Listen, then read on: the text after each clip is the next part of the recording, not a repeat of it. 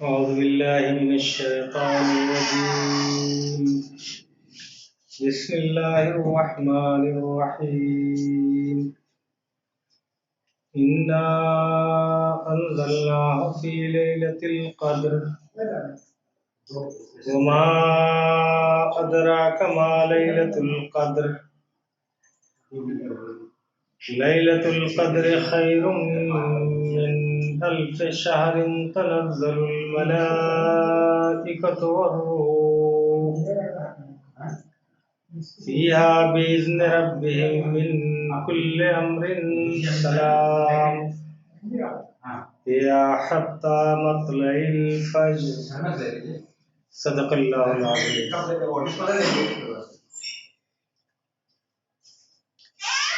ہم نے اس قرآن کو شب قدر میں نازل کیا، اور تم کیا جانو کہ شب قدر کیا ہے؟ شب قدر 1000 مہینوں سے زیادہ بہتر ہے. فرشتے اور روح اس میں اپنے رب کے اذن سے ہر حکم لے کر کے آتے ہیں. وہ رات سراسر سلامتی ہے طلوع فجر تک. حضرات ناظرین و ناظرات صفا آن لائن، السلام علیکم ورحمۃ اللہ وبرکاتہ. یہ سورہ قدر ہے جس کی تلاوت کی گئی ہے اور ترجمہ پیش کیا گیا ہے. یہ سورہ کئی پہلوؤں سے بڑی اہم ہے. اس میں اللہ تعالیٰ نے ماہ سیام کے آخری عشرے میں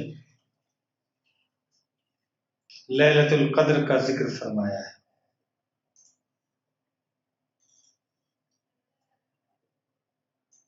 آپ اس پہلو سے بھی اس سورہ پر غور فرمائیں کہ یہ سورہ ترتیب قرآن میں سورہ علق کے بعد ہے. سورہ علق میں اللہ تعالیٰ نے پہلی وحی جو محمد رسول اللہ صلی اللہ علیہ وسلم پر اتری تھی، جس میں پڑھنے اور رب کے نام سے پڑھنے کا حکم دیا گیا ہے، اور اللہ تعالیٰ کی رحمت خاص کا اس پہلو سے تذکرہ فرمایا گیا ہے کہ انسان کو وہ کچھ بتایا جو انسان نہیں جانتا تھا، اور اللہ تعالیٰ نے قلم کے ذریعے انسان کو لکھنا پڑھنا سکھایا. سورہ علق کے بعد یہ سورہ تقدیر ساز رات میں نازل ہوئی ہے.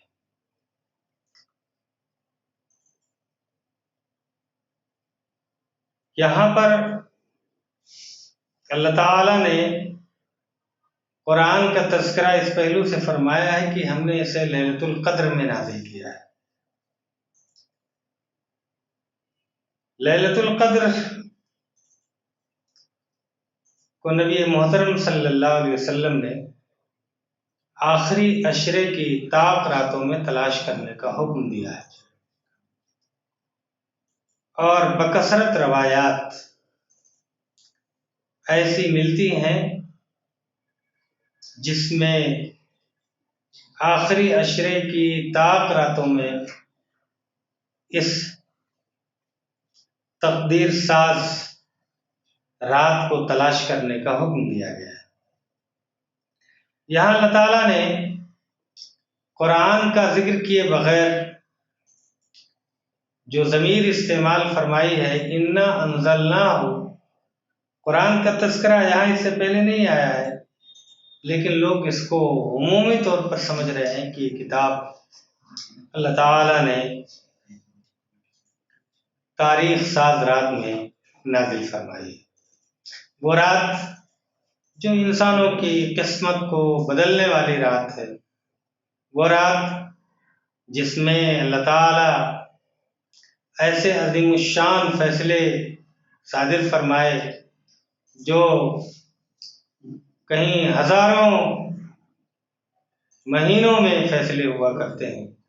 اس پہلو سے اس کتاب کا نزول انسان کی قسمت کو اور اس کی تقدیر کو بدلنے والی کتاب اس ماہ مبارک کی شب قدر کی رات میں نازل ہوئی۔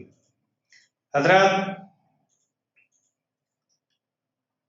ایک جگہ سورہ دخان کے اندر اللہ تعالیٰ نے یوں فرمایا ہے، اِنَّا أَنزَلْنَاهُ فِي لَيْلَةٍ مُبَارَكَةٍ، ہم نے اس کتاب کو بابرکت رات میں نازل فرمایا ہے۔ فی لیلۃ مبارکہ، ایسی رات میں نازل کیا ہے جو اپنے اندر بڑی برکتیں، بڑی وسعتیں، بڑی رحمتیں، انسانوں سے کمال شفقت اور محبت کا معاملہ اللہ تعالیٰ کرتے ہوئے اس کتاب کو اس مبارک رات میں نازل فرمایا ہے۔ یہاں لفظ اللہ تعالیٰ نے قدر استعمال فرمایا ہے۔ قدر کے معنی دو مفسرین نے لیے ہیں۔ ایک یہ کہ وہ رات جس میں تقدیروں کے فیصلے کر دیے جاتے ہیں، یعنی قسمتوں کو بنانے اور بگاڑنے والی یہ رات ہے۔ اور دوسرا مطلب یہ بھی مفسرین نے لیا ہے کہ یہ بڑی قدر و منزلت والی رات ہے، اس میں بڑی عظمت، یہ رات بڑی عظمت اور شرف رکھنے والی رات ہے۔ یہ رات 1000 مہینوں سے زیادہ بہتر رات ہے۔ گویا کہ اس کے دونوں مفاہیم، چاہے آپ تقدیروں کے فیصلے کر دی جانے والی رات لیں جس میں قسمتوں کو بنانے اور بگاڑنے کے فیصلے ہوتے ہیں، یا دوسرا مفہوم کہ یہ بڑی قدر و منزلت، عظمت و شرف والی رات ہے، یہ دونوں مفاہیم مطلوب ہیں۔ اور پھر یہ رات اس پہلو سے بھی بڑی اہم ہے کہ اس رات کا عمل خیر، اس رات میں قرآن کریم کی تلاوت، نوافل کا اہتمام اور اللہ سے توبہ و استغفار، یہ گویا کہ 1000 مہینوں کے عمل خیر سے بہتر ہے۔ یہ رات جس کو مل گئی اور جس نے اس رات کو تلاش کیا، وہ گویا کہ کامیاب ہو گیا۔ محمد رسول اللہ صلی اللہ علیہ وسلم نے ایک حدیث پاک میں فرمایا، من قام لیلۃ القدر ایمانا و احتسابا غفر له ما تقدم من ذنبہ، جو لیلۃ القدر میں کھڑا ہوا، قیام کیا ایمان اور احتساب کے ساتھ، اللہ تعالیٰ نے اس کے وہ گناہ جو پہلے وہ کر چکا ہے اسے معاف کر دیا۔ غفر له ما تقدم من ذنبہ، یہاں گویا کہ وہ تمام گناہ جو انسان نے کیے ہیں، اگر وہ اللہ کے حضور کامل ایمان کے ساتھ اپنی زندگی کا احتساب اور جائزہ کرتے ہوئے، توبہ و استغفار کرتے ہوئے، اپنی غلطیوں پر نادم ہوتے ہوئے اللہ کی طرف رجوع ہوا اور اس سے مغفرت چاہی، اس کی طرف پلٹا، تو محمد رسول اللہ صلی اللہ علیہ وسلم فرما رہے ہیں کہ من قام لیلۃ القدر ایمانا و احتسابا غفر له ما تقدم من ذنبہ۔ یہاں ایمان اور احتساب کا لفظ بہت اہم ہے۔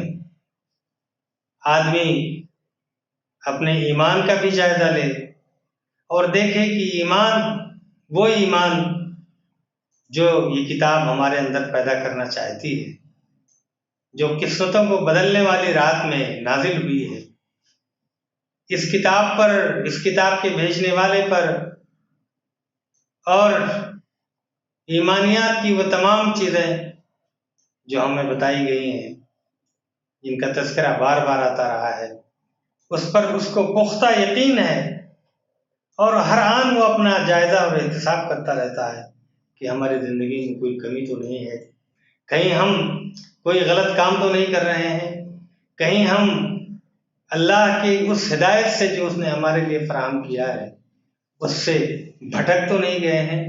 حضرات، اس پہلو سے جو اللہ کے حضور کھڑا ہوا ہے اس رات میں، اللہ تعالیٰ اس کے گناہوں کو معاف فرما دے گا جو ماضی میں اس نے کیا ہے۔ گناہوں کے معافی کے لیے گویا کی توبہ و انابت، استغفار، اور پھر اس غلطی کا دوبارہ نہ کرنے کا عزم اور حوصلہ، یہ گویا کی بنیادی شرط ہے۔ اس پس منظر میں بات فرمائی گئی ہے۔ ہم نے جیسا کہ عرض کیا کہ متعدد احادیث میں محمد رسول اللہ صلی اللہ علیہ وسلم نے شب قدر کو طاق راتوں میں تلاش کرنے کا حکم دیا ہے۔ طاق رات 21، 23، 25، 27، 29، ان 5 راتوں میں ہمیں شب قدر کو تلاش کرنا ہے۔ بعض روایتیں ایسی بھی آپ کو ملیں گی کہ جس میں 27ویں رات کا تذکرہ ملتا ہے کہ شب قدر اس رات کو ہوتی ہے، لیکن جمہور علماء کا اور احادیث کے گہرے مطالعے سے معلوم ہوتا ہے کہ انہی 5 طاق راتوں میں شب قدر کو ہمیں تلاش کرنا چاہیے۔ بھائیو، زندگی بہت مختصر ہے، معلوم نہیں کب کس کی آنکھ بند ہو جائے، وہ اللہ کے حضور حاضر ہو جائے۔ اس لیے رمضان جب میسر آ جائے تو رمضان میں گویا کہ ہمیں اللہ سے اتنا قریب ہو جانا ہے، اپنی غلطیوں اور کوتاہیوں کو پر معافی مانگنا اور دوبارہ اسے نہ کرنے کا فیصلہ کر لینا، اور جنت کو حاصل کر لینے کی کوشش کرنا، جہنم سے نجات پا جانے کی صلاحیت اپنے اندر پیدا کر لینا، یہ ضروری ہو جاتا ہے۔ اسی وجہ سے آپ دیکھیں کہ رمضان کے تینوں عشروں کو رحمت کا عشرہ، مغفرت کا عشرہ اور جہنم سے گلو خلاصی کا عشرہ، یہ 3 عشرے گویا کہ رمضان المبارک کے ہیں۔ رحمت کا عشرہ، پھر مغفرت کا عشرہ، پھر عتق من النیران، جہنم سے نجات کا عشرہ، یہ گویا کہ تینوں عشرے ہیں۔ اگر آدمی اللہ کی طرف رجوع ہو کر کے اور پوری آمادگی اور شرح صدر کے ساتھ اس پہلو سے کہ ہم لازماً جنت کو حاصل کر لیں گے اور اپنے مالک و مولا کو خوش کر لیں گے، اس پہلو سے اگر کوششیں ہوئیں تو اللہ تعالیٰ ہمارے ساتھ رحم و کرم کا معاملہ فرمائے گا۔ سورہ دخان ہی میں اللہ تعالیٰ نے جہاں تذکرہ کیا ہے وہاں اس شب قدر کے بارے میں فرمایا ہے، فیہا یفرق کل امر حکیم، اس رات میں ہر معاملے کا حکیمانہ فیصلہ صادر کر دیا جاتا ہے۔ گویا کہ یہ قسمت کو بنانے اور بگاڑنے والی رات ہے۔ اس ماہ مبارک میں جو ہمارے اوپر سایہ فگن ہے، جس میں اللہ کی رحمت اس خاص طور سے بندوں کی طرف متوجہ ہوتی ہے اور ان کے چھوٹی بڑی ہر دعا کو اللہ تعالیٰ سنتا ہے، اس کا جواب دیتا ہے، تو بندہ اس پس منظر میں اللہ کی طرف اگر رجوع کرتا ہے تو انشاءاللہ تعالیٰ اللہ کی طرف سے جو فیصلہ حکیمانہ صادر ہوگا وہ ہمارے حق میں ہوگا، اس لیے کہ ہم اس کے حضور حاضر ہو کر کے راز و نیاز اور اپنے استغفار کی کوششیں کرنے والے ہوں گے۔